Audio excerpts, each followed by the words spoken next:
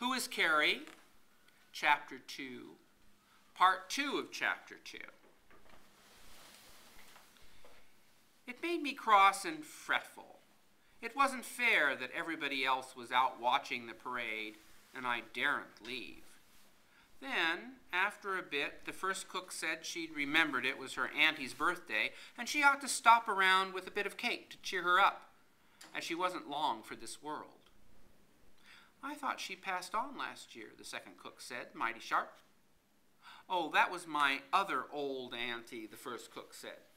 So she wrapped up a chunk of cake in a piece of cloth and went off, and she hadn't been gone for more than 3 minutes when the second cook said she was worried about her old auntie, too.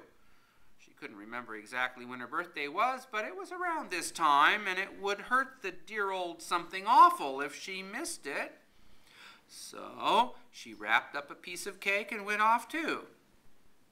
Well, the third cook stood it for about 3 minutes more. Then she said she didn't have no dear old auntie, but she was dinged if she was going to stay around the kitchen while the others was off at the parade, nor miss out on the cake neither. So she took a piece of cake and told me she'd be back in 10 minutes, and if I didn't have the potatoes peeled when she got back, she'd peel me with a hickory switch.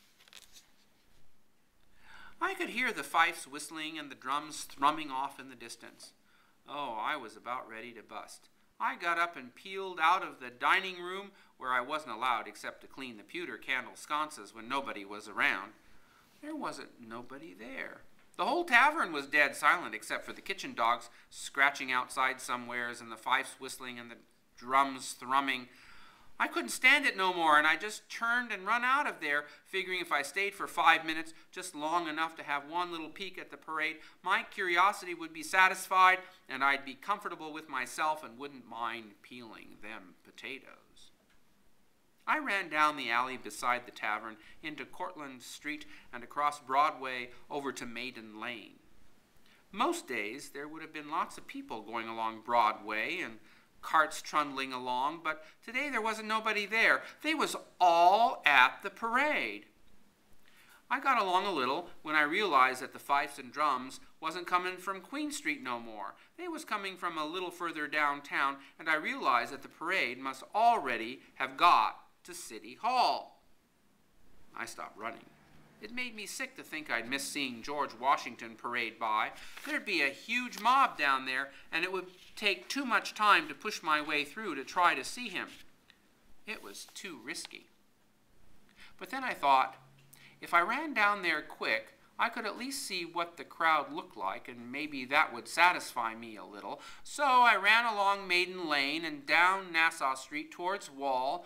As I got closer, the crowd got thicker and thicker until it was packed so tight I could hardly wriggle through. I knew I ought to stop and go back. It was likely that the cooks was headed back already, but I kept on pushing forward, not able to see anything but skirts and belts and trousers, and overhead just a scratch of blue sky, until I banged smack into a lamppost. I looked up. There was a couple of boys up there younger than me, so I grabbed a hold of the post, shinnied up it 5 feet, and clung there looking out over the crowd.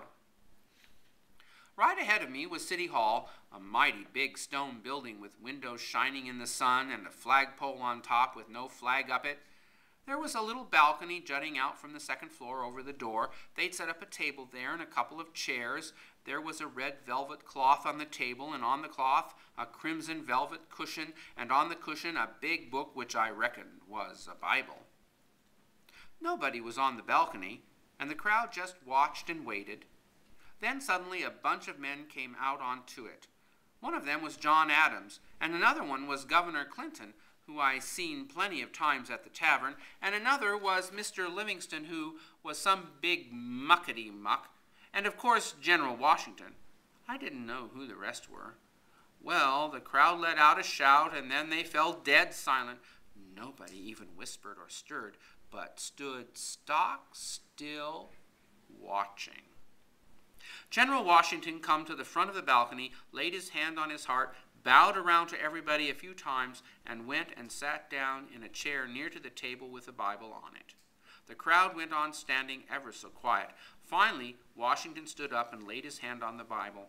Mr. Livingston stood opposite and read out the oath, which was all big words, and got past me without leaving no stain on my brain.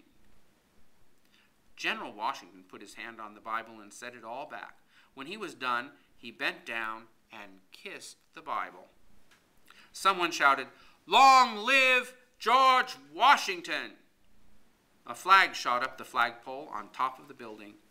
The church bells all around the city began to clang. The cannons down at the battery began to bang. The people began to shout and fling their hats up in the air, which wasn't sensible, as they'd never find them again. A chill went up my back and across my head.